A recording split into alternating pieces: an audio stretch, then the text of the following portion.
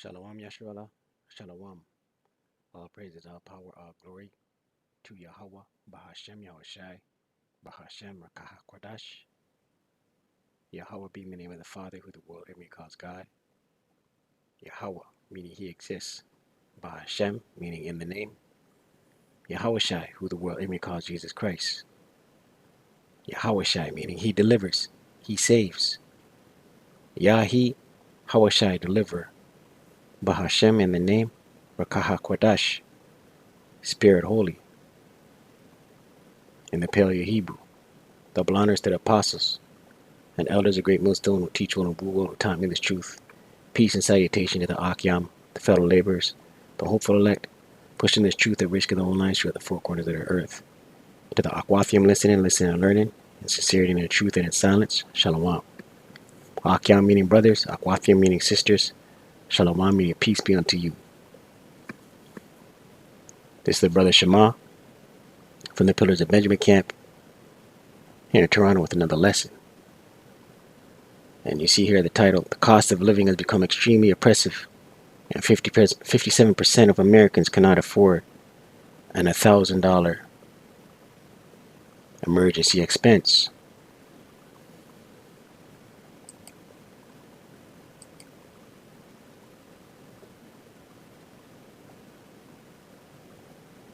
Mass layoffs across the country are going beyond big tech. Hasbro, the toy maker, is cutting its workforce by 1,000 employees. Meanwhile, Bed Bath & Beyond is closing an additional 87 stores because it can no longer service its debt. And look at this, even CVS and Walmart are cutting pharmacy hours because of labor shortages. So what on earth is going on in the American workforce? For that, let's turn to former Walmart president and CEO Bill Simon. Bill, glad to have you with us this morning here on Fox and Friends. You look at these layoffs happening now across the country. What's your big takeaway about what it means for all of us in the economy at large? Yeah, I mean, it's crazy right now. We're stuck in this loop of, wage inflation, product inflation, cost inflation, and it's just that cycle keeps going. And I think, unfortunately, an inevitable byproduct of some of the Fed moves and the necessary medicine we have to take to kind of cool things down and get the inflation back under control are some of these layoffs that are coming. Well, it's interesting you lay out that point of view. I mean, one of the ways to look at this is that, as you mentioned, unemployment has to happen in order, it goes hand in hand with bringing down inflation, which goes hand in hand with rising interest rates. So when you see these companies beginning to lay off people, does that actually in some way put us further down the road to getting the economy back on track in terms of no inflation and also then maximum employment? Well, there's theoretically, I agree with you, Will. But the problem is at the same time, there's this wage inflation that's going on. For example, last week, Walmart announced they're raising their minimum wage, their starting wage to $14 an hour. That's a 17% increase. Well, food costs have gone up 23% in the last 2 years. So now wages have gone up 17% at Walmart, 25% at Delta for pilots, 25% for the rail industry. And wage increases like that sort of counteract the employment layoffs that we're starting to see. And so there's a lot going on. And then sort of cycling back to your last story, immigration's a problem too. We need workers, but we need workers we can employ that are in the country legally. What's happening now is you're letting people in that can't participate in the workforce, but do increase demand. So you have increased demand driving prices up without the workforce to be able to service it. So it's a complicated factor that's have certain inputs that are trying to solve inflation, but you have counteracting forces that kind of mess that up. Sorry to interrupt there. I was going to say, adding to that complexity is also an American workforce, in many cases, as we've told the story, who's choosing not to work. Young people not seeking employment. It's very, very complicated. Really quickly before we go, Bill, when you add all this up, the layoffs, still rising inflation, what kind of economy are we looking at here for 2023? I mean, there's a lot of conversation. Hard recession, soft recession. How does it impact us in 2023? For me, I think the most critical thing that's going to happen in 23 is we have to get this inflation under control. Another year of high single digit, low double digit inflation, and we're gonna be in a world of hurt because inflation hurts 100% of the population. A recession might hurt 2 to 3% that have lost their job or GDP declines. We got to get inflation under control. So I'm hopeful the Fed continues their practice until we can sort of lasso that. Well, you've been there. You've been inside the big corporation. You understand the decisions that have to be made. So we appreciate you joining us. Khan, yeah, listen. This is the Lord at work, man. Right? This is the Lord at work.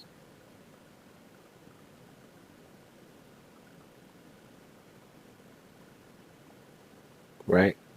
You see all those companies? This is in a 3-month,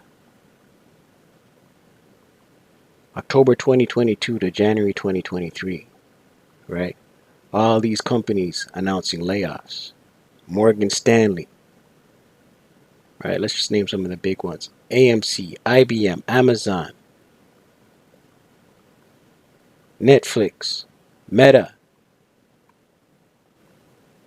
Right? And it's going to continue.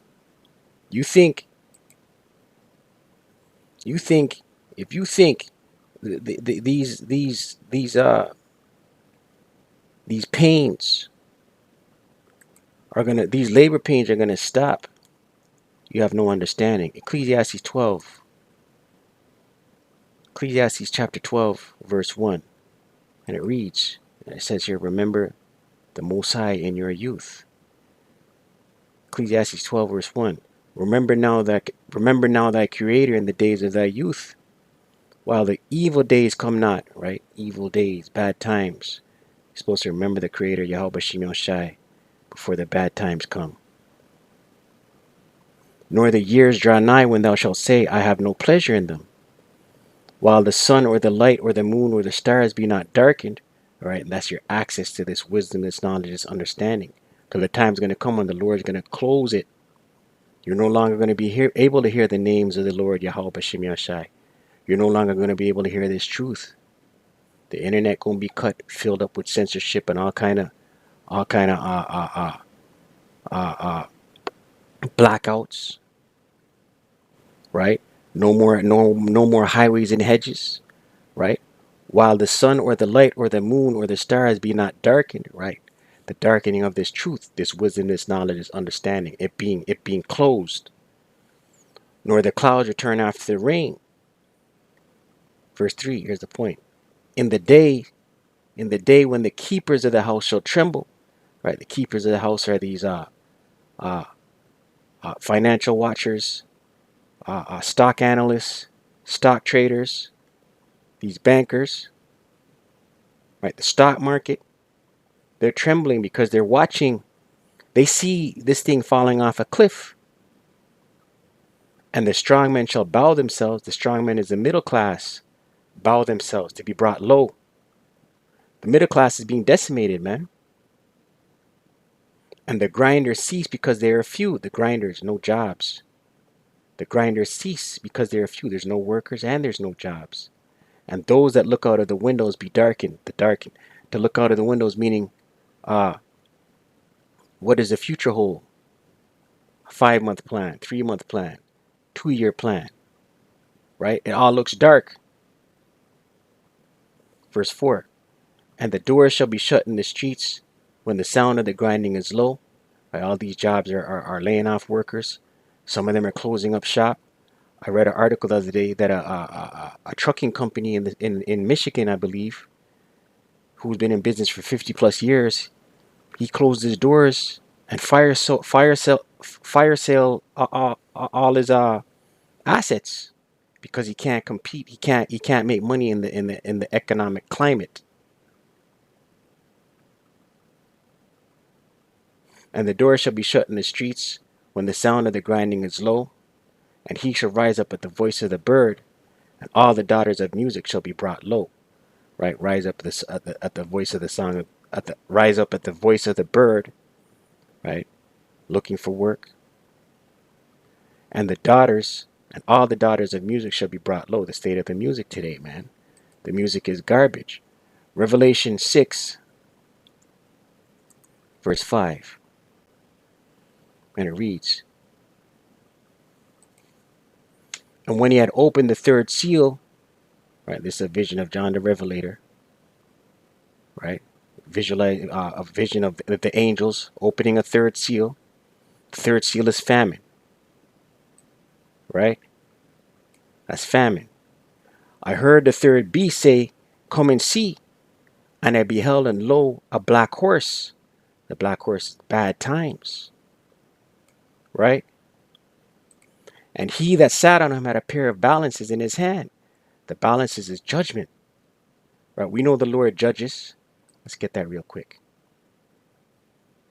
1 Samuel 2 and 3. Right? All these things that are coming to America the Great, Babylon the Great, it is the Lord's will, right? Anybody teaching you otherwise has no understanding. 1 Samuel 2, verse 3. 1 Samuel 2, verse 3. Matter of fact, let's read verse 2. There is none holy as the Lord Yahweh, for there is none beside thee, neither is there any rock like our power. Right, and this is Hannah's song of thanksgiving. Verse 3. Talk no more so exceeding proud, Salakia. Talk no more so exceeding proudly. Let not arrogancy come out of your mouth. For the Lord Yahweh is a power of knowledge, and by him actions are weighed. Right? Weighed, to judge. Right? So we know these judgments falling on America the Great, Babylon the Great, it's the will of the Lord Yahweh B'Shem Yoshai. Right? And I beheld, and lo, a black horse, and he that sat on him had a pair of balances in his hand. Salakia, tongue twister. Right? Judgment. And I heard a voice in the midst of the four beasts say, a measure of wheat for a penny. Right? A measure of wheat for a penny. Okay? The measure of wheat in the ancient world, the measure of wheat was the amount of wheat. Let's look at this word measure. Koinix, right? In the ancient world, koinix in the Greek. A koinix, a dry measure containing 4 kodile or 2 sedarai, less than our quart, less than 1 liter, right? So less than a quart or less than a liter of wheat for a penny. In the ancient world, a penny was it was known as a denarion, which was a day's wages of a Roman soldier at the time, right? A day's wages for a liter or less than a quart or less than a liter of wheat, right? A Roman silver coin in New Testament time, it took its name from it being equal to 10 asses, a number after 217 BC. It was a principal silver coin of the Roman Empire, right? So that's inflation. Okay, that's the cost of living going up, right? And 3 measures of barley for a penny, three koinix, 3 measures of barley, right? Less than a quarter, less than a liter, for a penny, a day's wage. This is inflation. And see thou hurt not the oil and the wine, right? The oil and the wine is this knowledge, this wisdom, this understanding, this truth. What does it say in Ecclesiastes? Let your head lack no ointment. I believe it's in Ecclesiastes 10. That's the oil. This knowledge, wisdom, this truth is likened unto oil, likened unto wine. Right? And who has the oil? Who has the wine? The elect. Lord willing, we're of that number. I think it's in Sirach. Ecclesiastes. It might be in 9. Lack. Ointment.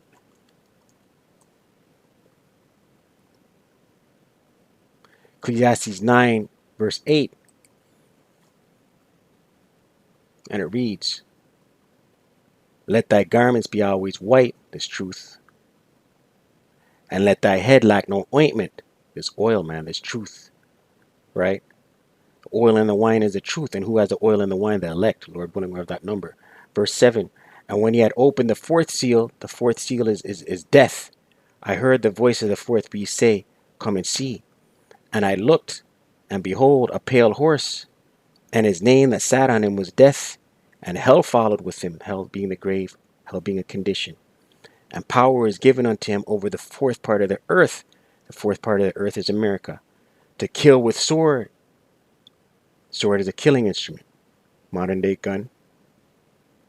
And with hunger, famine, and with death, and with the beasts of the earth. So these things that are coming to America the Great, all these things that we see taking place, these prophetic things that we see taking place, all these things are going to lead to sword, hunger, and death.